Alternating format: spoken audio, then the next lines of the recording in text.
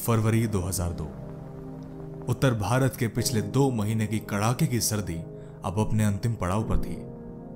वहां बाबरी मस्जिद को टूटे हुए उस ढांचे का विध्वंस हुए कुछ ही साल बीते थे और यहां अयोध्या में विश्व हिंदू परिषद ने एक यज्ञ का आयोजन किया, पूर्णाहुति यज्ञ।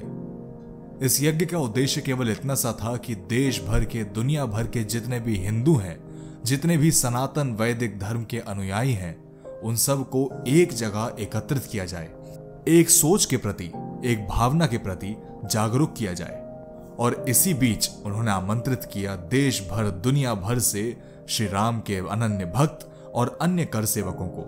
इस आमंत्रण के पश्चात कई राम भक्त और कर सेवक श्री राम की नगरी अयोध्या में पधारते हैं और उस यज्ञ का हिस्सा बनते हैं। सभी वैदिक अनुष्ठानों के बाद वह यज्ञ समाप्त हो जाता है और अब वक्त होता है सभी के अपने अपने घर वापस लौटने का।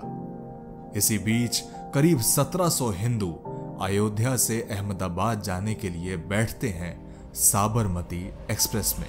खास तौर पर साबरमती एक्सप्रेस के S5 और S6 कोच में उन लोगों की सबसे ज्यादा भीड़ थी।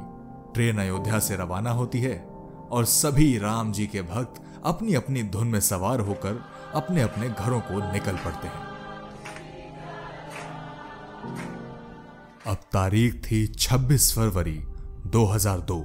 गोधरा के अमन गेस्ट हाउस में पिछले कुछ दिनों से रह रहा था नानू मियां, जो कुछ वक्त पहले CRPF का जवान हुआ करता था, लेकिन किन्हीं कारणों की वजह से उसको उसकी नौकरी से बर्खास्त कर दिया गया था। नानू मियां के कमरे में उस शाम कुछ लोग आते हैं और एक योजना बनाते हैं। योजना एक बदले की, एक विद्रोह की, एक ऐसी योजना जो जल्द ही मनुष्यता को तार तार कर देने वाली, मनुष्यता को राख कर देने वाले दंगों की आग भड़काने वाली थी। और वह योजना थी साबरमती एक्सप्रेस को पूरी तरह से झुलसा देने की। और इस योजना का मास्टरमाइंड था मौलाना हुसैन हाजी इब्राहिम उमर जी, जिसे मौलाना उमर के नाम से जाना जाता था। इस योजना के पहले भाग के तहत नानू मियां के साथ रजा कुरकुर, सलीम पानवाला और कुछ और लोग उस रात एक नजदीकी पेट्रोल पंप पर जाते हैं और बड़े बड़े कंटेनर्स में 140 लीटर पेट्रोल भर के रजा कुरकुर के घर में रख देते हैं। सभी तैयारियां योजना के हिसाब से बराबर चल रही थी। अब उन दरिंदों को इंतजार था तो बस अगली सुबह का, जो शायद उन बेकसूर कर सेवकों की आखिरी सुबह साबित होने वाली थी। फिर आती है 27 फरवरी 2002 की वह काली तारीख। सुबह 7 बजे साबरमती एक्सप्रेस गोधरा जंक्शन पर पहुंचती है और कुछ वक्त के लिए रुक जाती है। सर्दियों की धूप की शांतिपूर्वक लालिमा अभी गोधरा जंक्शन पर उतरी ही थी। अंदर से कुछ कर सेवक सुबह का नाश्ता करने के लिए निकलते हैं और वहां योजना के मुताबिक चलते हुए सलीम पानवाला उन सभी कर सेवकों के साथ मजहबी बहस में उलझ जाता है, जो ज्यादा गंभीर नहीं हो पाती। वे सभी कर सेवक फिर साबरमती एक्सप्रेस ट्रेन में वापस चढ़ जाते हैं और गोधरा जंक्शन से ट्रेन रवाना हो जाती है। लेकिन जैसे ही वह ट्रेन उस जंक्शन के केबिन ए तक पहुंचती है, वैसे ही कुछ अज्ञात लोगों द्वारा इमरजेंसी चेन बहुत बार खींची जाती है और ट्रेन केबिन ए के पास आके रुक जाती है। अचानक मुसलमान समुदाय की एक बहुत बड़ी भीड़ केबिन ए के पास आती है और साबरमती एक्सप्रेस पर पथराव करना शुरू कर देती है।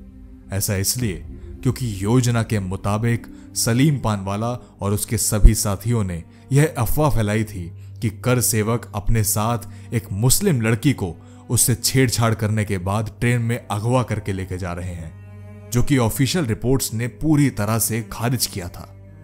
बहरहाल अंदर फंसे कर सेवकों ने भीड़ के विद्रोह को देख के अंदर से सभी खिड़की दरवाजे पूरी तरह से बंद कर लिए थे ताकि वे खुद को सुरक्षित रख सकें।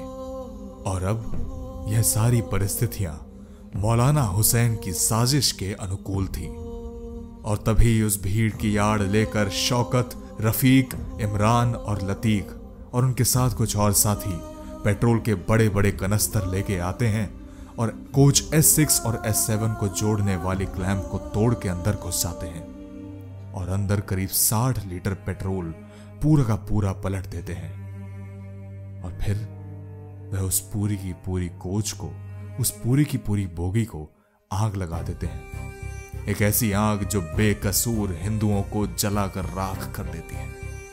उस दिन गोधरा में खड़ी साबरमती एक्सप्रेस में करीब 60 हिंदुओं को जिंदा जला के उनकी निर्मम हत्या कर दी गई, जिनमें से 27 महिलाएं थीं और 10 छोटे बच्चे।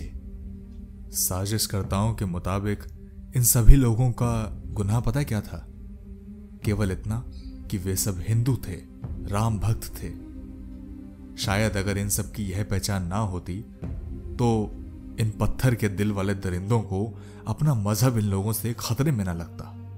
वहां दूसरी ओर वीएचपी के प्रमुख नेता बाबू बजरंगी का खून खौल उठा और वो अपना हिंदुओं का एक समूह बना के गुजरात के नरोदा इलाके में, जो कि एक मुस्लिम प्रधान इलाका था, वहां जाके उसने हमला बोल दिया और वहां पे करीब 100 मुसलमानों की हत्या कर दी गई।